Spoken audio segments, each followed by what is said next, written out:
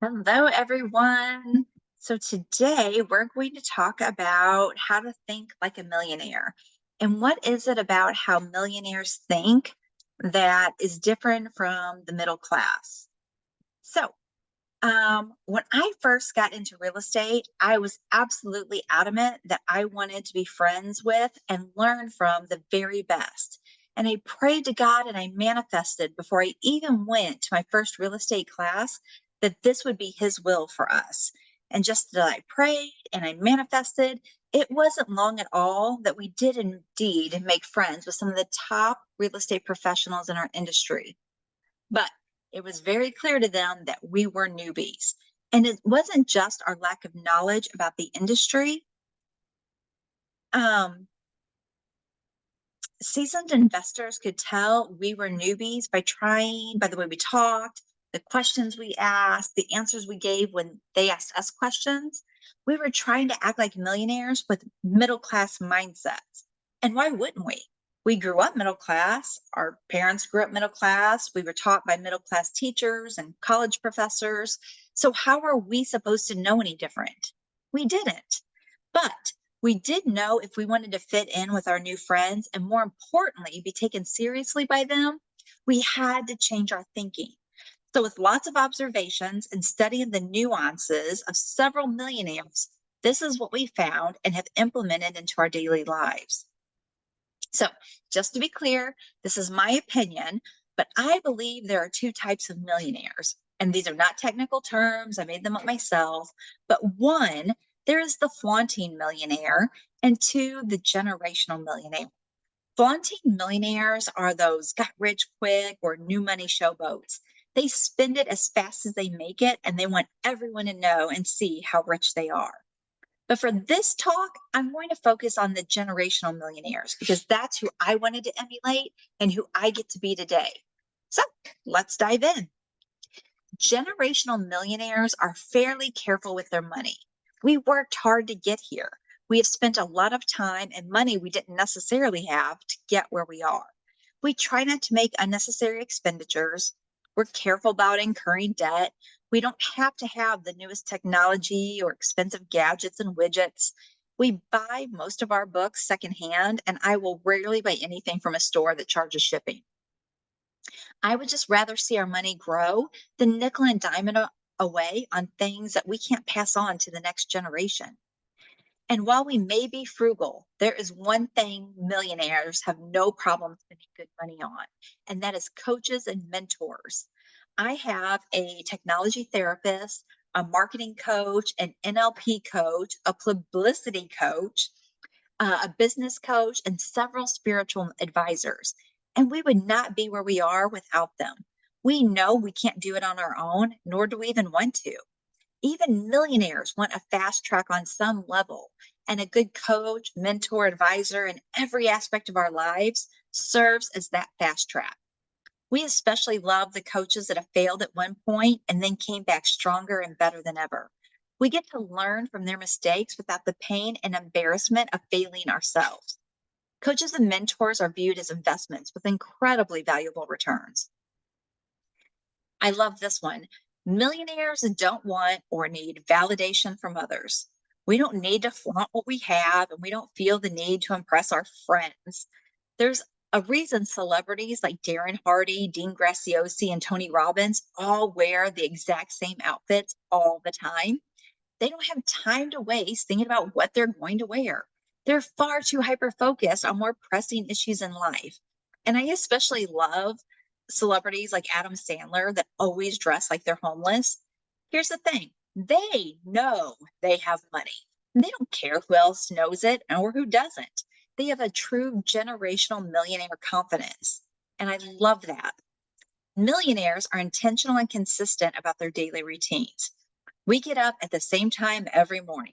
And for me, I do the most important things first, like my prayer time and exercise. So if the rest of my day goes to hell in a handbasket, the things that matter most to me have already been done. And this is really habit stacking, and it's important to a success. These daily habits determine what our lives are going to look like in 2 years, 5 years, 10 years down the road. It all started with what we did today. So keeping at least a strong morning routine leads to a source of accomplishment and reduces stress. And I know I will take all the stress reducers I can get. Millionaires do not watch a lot of TV. And I'm not sharing this to brag because it was a hard decision for my family to make, but we didn't watch TV for the first 3 years we were building our business.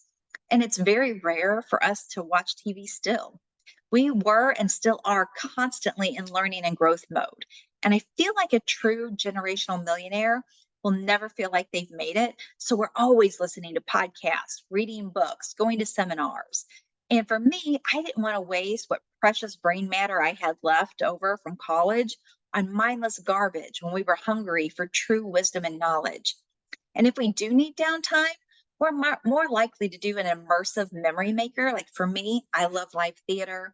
My husband loves sporting events. My oldest son is a 3-time Brazilian Jiu Jitsu champion. So those are the places that we're probably going to be. Um, Millionaires build their business around their lives and not their lives around their business. I'm going to repeat that slowly. Millionaires build their businesses around their lives, not their lives around their business. We read Rich Dad, Poor Dad. We read How the Rich Get Richer. We read Traction. We read The 4 Hour Work Week. And then we implemented what we read, allowing us to have a really healthy work-play balance. We have intentionally built in the freedom to travel without worry, be involved in our kids' extracurricular activities without being on our phones, stopping our workday at a certain time, and truly getting to stop. We appreciated the material and took it seriously, which leads me to the next point of millionaires are coachable.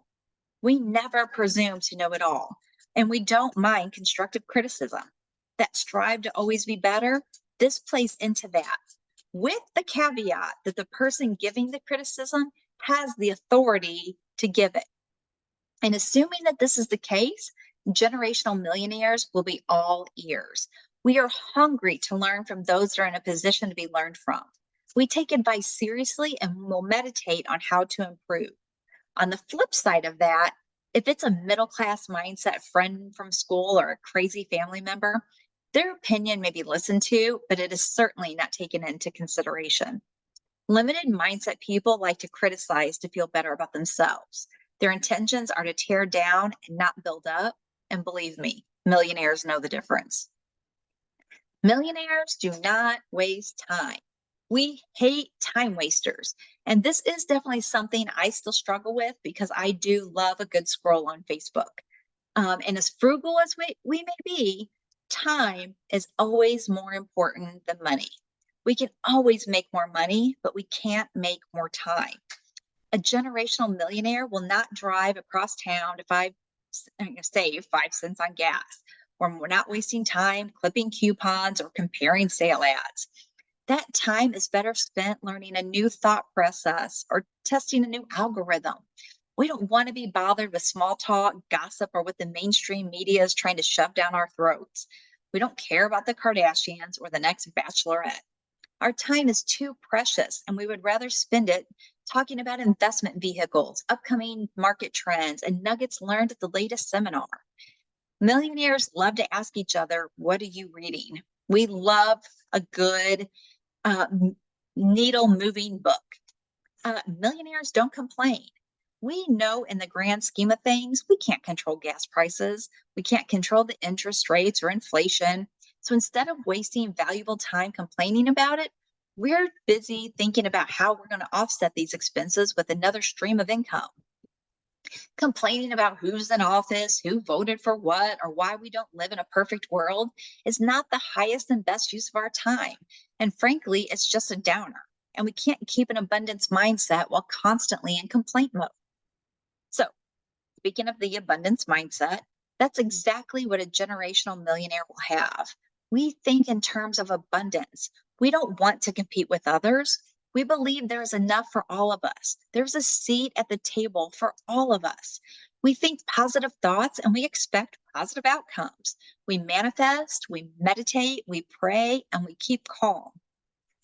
We are generous in our finances, time, and resources to help elevate others. We want everyone to win.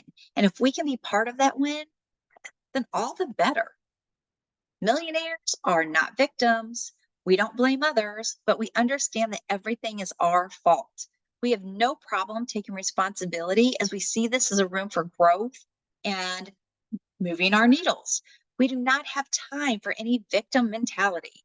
We are taking setbacks and failures as a challenge to be better instead of boohooing in defeat. And we're happy to take these opportunities to help others and keep them from making the same mistakes.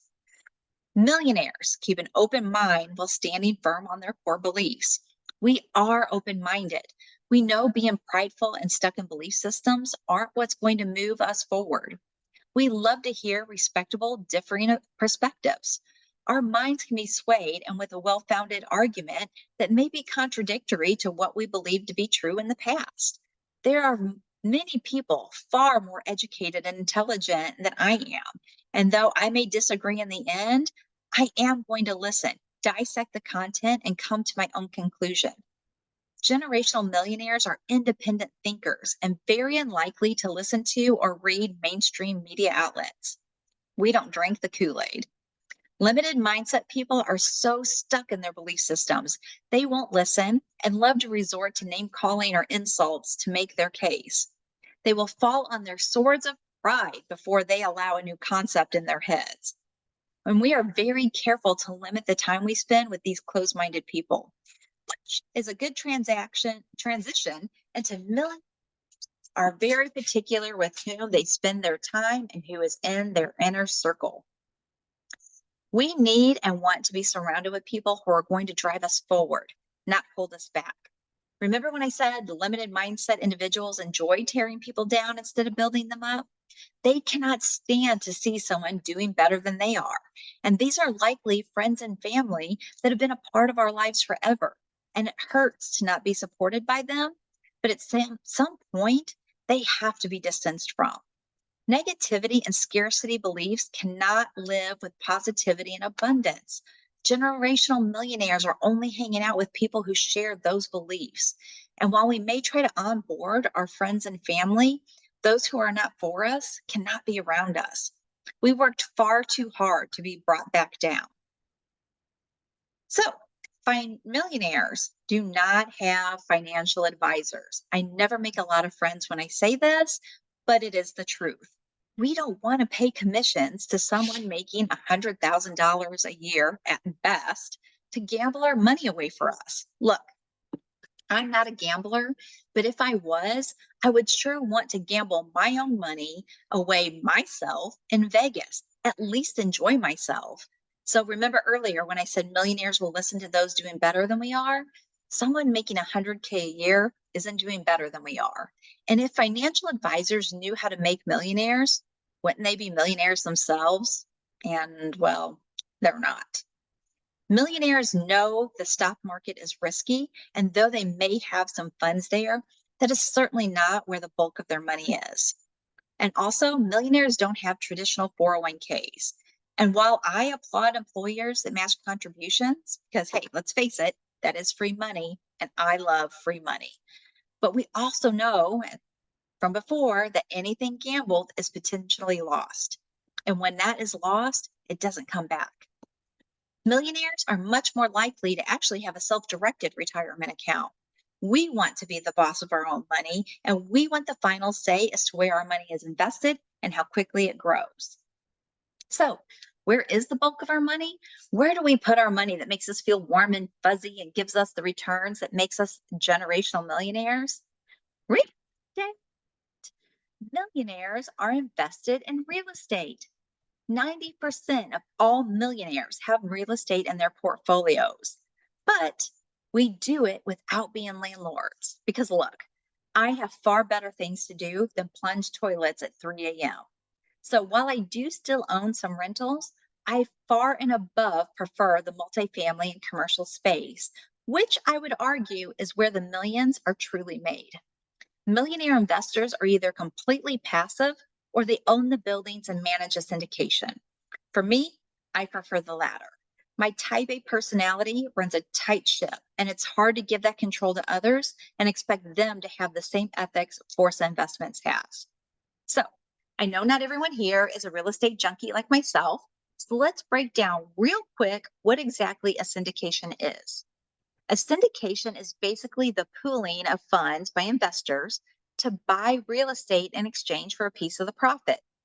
Real estate syndications are heavily monitored by the Securities and Exchange Commission, the SEC, so everyone can sleep easy knowing nobody is going on vacation with their investment funds. Many millionaires are also heavily invested in storage units, car washes, and laundromats.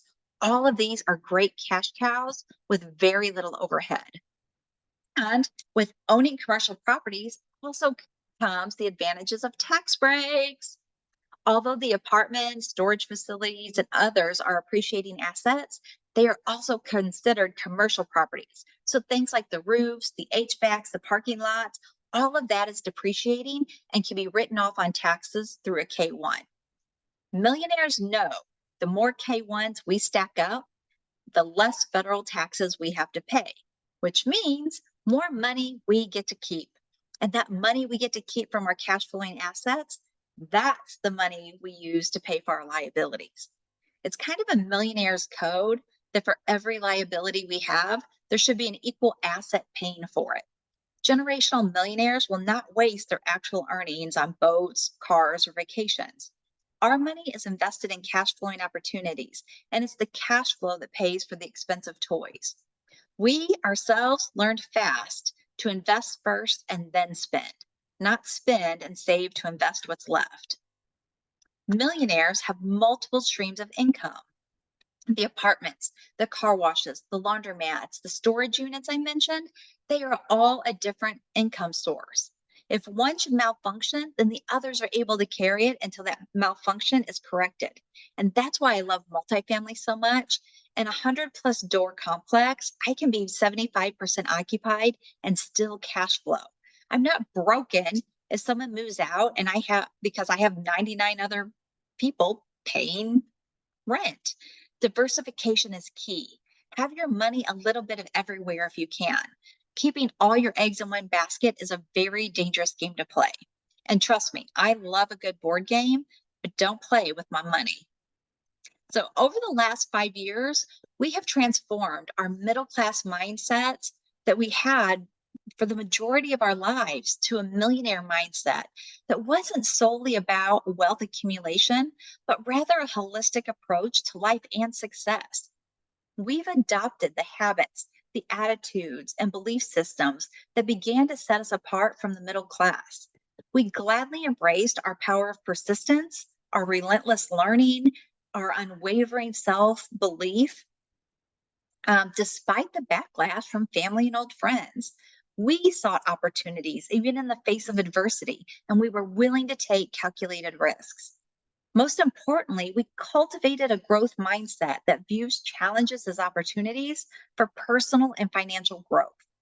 So remember, becoming a millionaire is not just about the money, although the money is great. It's really about the mindset that enables you to build a life of purpose, abundance, fulfillment. So I hope you will embark on your journey towards a millionaire mindset, keeping in mind that it's not an overnight transformation, but a continuous evolution of your thoughts, actions, and beliefs. Embrace these principles, and you'll not only find that you can accumulate wealth, but you can also lead a life of significance, impact, and financial freedom. So if this resonated with you in any way, if you would like to know what it is to be able to invest passively or as a general partner in car washes, apartments, laundromats, please reach out to me at www.borsainvestments.com/book. Let's get you on my calendar and let's have a chat. Let's get you started. Thank you so much.